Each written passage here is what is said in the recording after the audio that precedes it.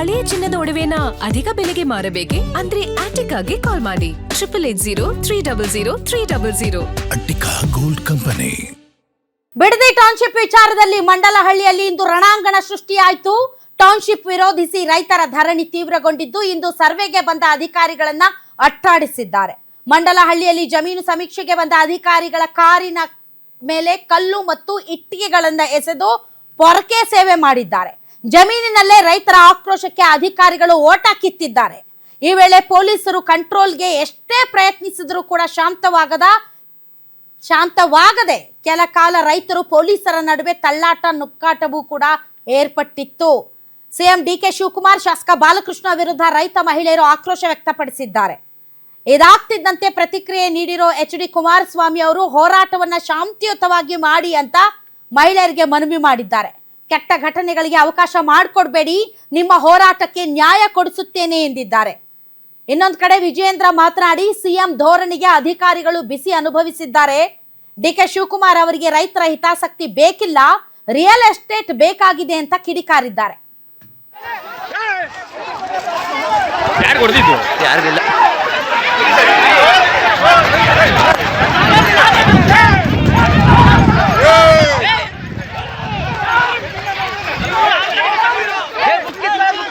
Book ಇತ್ಕೊಳ್ರ ಓಯ್ book ಇತ್ಕೊಳ್ರ ಅವನ ಹತ್ರ ಬುಕ್ ಇತ್ಕೊಳ್ರ ಅವನ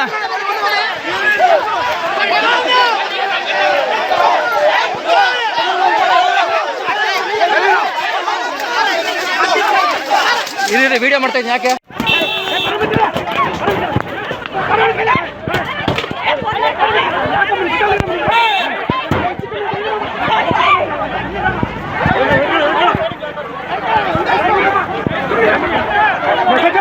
ಇನ್ನೊಂದ್ಸಲ ಬಂದ್ಗಿಂದಿರಿ.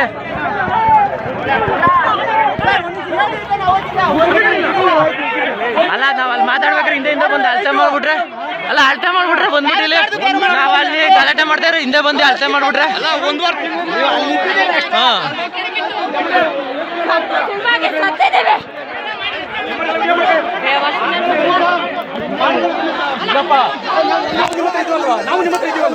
ಅಲ್ಲಲ್ಲ ಸರ್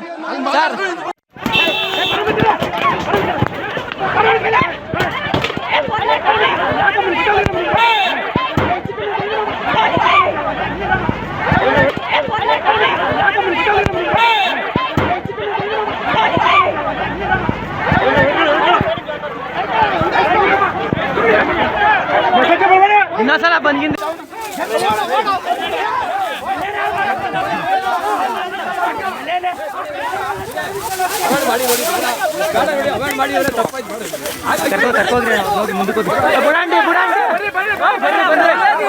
ಹೋಗ್ಬೇಡ್ರಿ.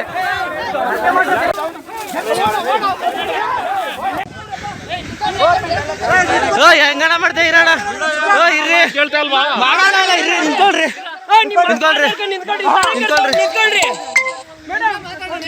ಯಾಕ ಮಾತಾಡ್ರಿ ಮಾತಾಡ್ರಿ ನಿಂತ್ಕೊಳ್ರಿ ಅಲ್ಲಿ ನಮ್ಗೇನು ಏನು ಏನು ಇಲ್ಲಿ ಬಂದಿರೋದು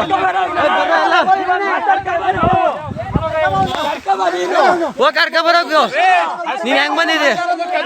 ಇರ್ರಿ ಬಿಡ್ಬೇಡ್ರಿ ಕಣ, ಈಗ ನೋಡೇ ಬಿಡೋಣ ಇವತ್ತು. ನಿಂತ್ಕೊಳ್ರಿ ಇಟ್ಕೊಳ್ರ. ಹೊಡಿ ಅವನಿಗೆ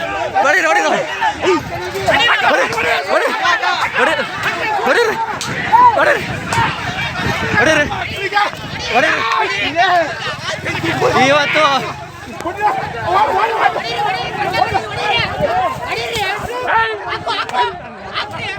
ವಾ ಅಚ್ಚ ಕಲ್ಲ ಅವನ ಹತ್ರ ಕೊಡಿರ ಹತ್ರ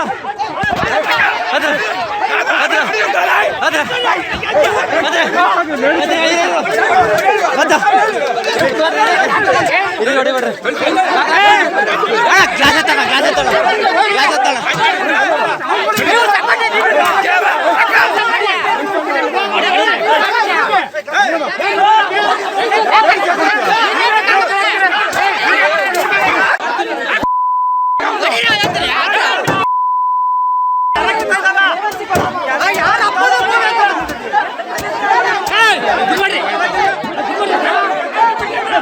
ಕಳ್ಸಿ ಅಣ್ಣ ಅವ್ರನ್ನ ಹೊರಗಡೆ ಕಳ್ಸ್ರಿ ಸಾಕು.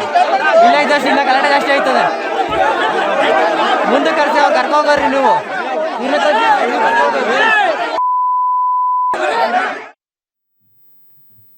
ಮೇಡಮ್, ನೀವು ಬಿಡದಿಗೆ ಹೋದಾಗ್ಲೂ ಕೂಡ ಅವ್ರು ಹೇಳ್ತಾ ಇದ್ರು ನಾವು ಬಿಡಲ್ಲ ಯಾರೇ ಬಂದ್ರು ಅಂತ. ಹೌದು, ಆ ದೃಶ್ಯಗಳನ್ನ ತೋರಿಸಿ ನೋಡಿ. ಆ ದೃಶ್ಯಗಳು ನೋಡಿದಾಗ ನಮಗೂ ಕೂಡ, ನಾವೆಲ್ಲರೂ ಕೂಡ ಮನುಷ್ಯರೇ. ಆಗ ಅಲ್ಲಿಗೆ ಬಂದಿರುವಂತಹ ಅಧಿಕಾರಿಗಳು ಯಾರಿದ್ದಾರೆ, JMC ಅಧಿಕಾರಿಗಳು, ಜಾಯಿಂಟ್ ಮೆಜರ್ಮೆಂಟ್ ಕಮಿಟಿ ಅಧಿಕಾರಿಗಳು ಯಾರಿದ್ದಾರೆ, ರೆವಿನ್ಯೂ ಇಲಾಖೆ ಅಧಿಕಾರಿಗಳು, ಅವರು ಅದರಲ್ಲಿ ಹೆಣ್ಮಕ್ಳು ಕೂಡ ಇದ್ದಾರೆ, ಗಂಡ್ಮಕ್ಳು ಇದ್ದಾರೆ. ಮತ್ತೆ ಅವ್ರ ಮೇಲೆ ನಡೆದಿರುವಂತಹ ಹಲ್ಲೆ, ಅದು ಕೂಡ ಮಾನವೀಯತೆಯ ದೃಷ್ಟಿಯಿಂದ ನಾನು ಕೂಡ ಅದನ್ನ ಈ ದೃಶ್ಯಗಳನ್ನ ನೋಡಿದಾಗ ನನಗೆ ತುಂಬಾ ಬೇಜಾರಾಯ್ತು. ಆದ್ರೆ ಇಲ್ಲಿ ಪಾಪ ರೈತರು ಕಳೆದ 500 ದಿನಗಳಿಂದ ಹೋರಾಟ ಮಾಡ್ತಾ ಇದ್ದಾರೆ. ಹೌದಾ? ಸೊ ಕೆಲವು ರೈತರು ಕೊಡೋದಕ್ಕೆ ಒಪ್ಪಿಗೆ ಕೊಟ್ಟಿದ್ದಾರೆ, ಕೆಲವು ರೈತರು ಕೊಡೋದಕ್ಕೆ ಒಪ್ಪಿಗೆ ಕೊಟ್ಟಿಲ್ಲ. ನೀವು ಕೊಡುವಂತಹ ರೈತರಿಗೆ ಯಾವ ರೀತಿ ನೀವು ಸ್ಪಂದಿಸ್ತಾ ಇದ್ದೀರಾ? ಅವ್ರ ಜಮೀನುಗಳನ್ನ ತೆಗೆದುಕೊಳ್ಳೋದಕ್ಕೆ, ಅವ್ರಿಗೆ ಚೆಕ್ ಕೊಡೋದಕ್ಕೆ, ಅವ್ರಿಗೆ RTGS ಮಾಡಕ್ಕೆ ಕೊಡಕ್ಕೆ ರೆಡಿ ಇಲ್ಲದೆ ಇರುವಂತಹ ಆ ರೈತರನ್ನು ಕೂಡ ತಾವು ವಿಶ್ವಾಸಕ್ಕೆ ತೆಗೆದುಕೊಳ್ಬೇಕು. ಹೌದಾ? 500 ದಿನಗಳಿಂದ ನಾವು ಕೊಡಲ್ಲ ಅಂತ ಹೋರಾಟ ಮಾಡಿದ್ರು ಕೂಡ ನೀವು ಸರ್ವೆ ಮಾಡಕ್ ಬಂದಿದ್ದೀರಾ ಅಂತ ಅಂದಾಗ, ನನ್ನ ಭೂಮಿಯನ್ನ ಉಳಿಸ್ಕೊಳ್ಳೋದಕ್ಕೆ ನಾನು ಪ್ರಾಣ ಬೇಕಾದ್ರೂ ಕೊಡ್ತೀನಿ ಅನ್ನೋ ಲೆವೆಲ್ಗೆ ಆ ರೈತರು ಬಂದ್ಬಿಟ್ಟಿದ್ದಾರೆ. ಈಗ ಅವ್ರು ಏನ್ ಮಾಡಕ್ಕೂ ಕೂಡ ರೆಡಿ ಇದ್ದಾರೆ, ತಮ್ಮ ಭೂಮಿಯನ್ನ ಉಳಿಸ್ಕೊಳ್ಳೋದಕ್ಕೆ. ಒಂದು ಇನ್ನೊಂದು ಕಡೆ ಅಧಿಕಾರಿಗಳಿಗೇನು ಜಿದ್ದ, ನಾನು ಬರ್ಲೇಬೇಕು, ಸರ್ವೆ ಮಾಡ್ಲೇಬೇಕು ಅಂತ ಸರ್ಕಾರ ಏನ್ ಹೇಳುತ್ತೆ ಅದನ್ನ ಕೇಳ್ತಾರೆ ಅಧಿಕಾರಿಗಳು. ಅವ್ರು ಯಾರು ಕೂಡ ಅಲ್ಲಿರುವಂತ ರೈತರಿಗೆ ಅನ್ಯಾಯ ಮಾಡ್ಬೇಕು, ಅವ್ರ ಭೂಮಿಯನ್ನ ಫೋರ್ಸ್ಫುಲಿ ವಶಪಡಿಸಿಕೊಳ್ಬೇಕು ಅನ್ನೋ ಕಾರಣಕ್ಕೆ ಅವ್ರು ಬಂದಿರಲ್ಲ.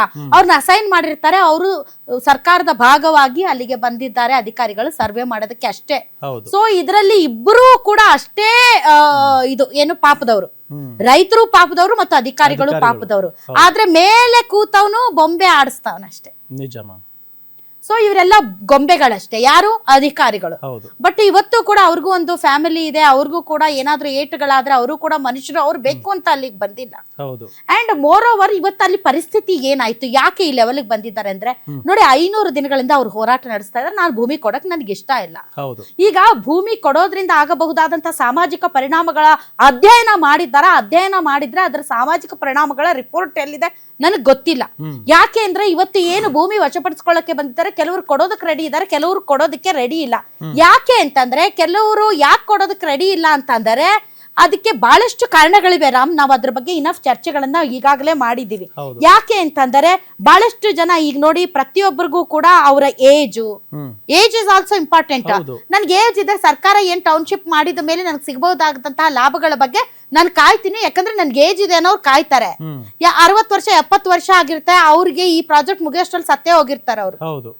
ಭೂಮಿನೂ ಇಲ್ಲ, ಇದ್ದಂತ ಕಾಲಮಾನಗಳಲ್ಲಿ ನಾನು ಚೆನ್ನಾಗೂ ಇರೋದಕ್ಕೆ ಸಾಧ್ಯ ಇಲ್ಲ, ಹೀಗಾಗಿ ನಾನು ಬಿಟ್ಕೊಡಲ್ಲ ಅನ್ನೋರು ಕೆಲವರು. ಸೊ ಇವತ್ತು ಅಲ್ಲಿ ಆಗಿರೋದು ಏನು ಇದೆ ಅಂತಂದ್ರೆ, ಇದು ಕೇವಲ ಇವರು ಗೊಂಬೆಗಳಷ್ಟೇ. ಇವತ್ತು ಈ ತರದ ಘಟನೆ ನಡೀಬಾರ್ದಾಗಿತ್ತು.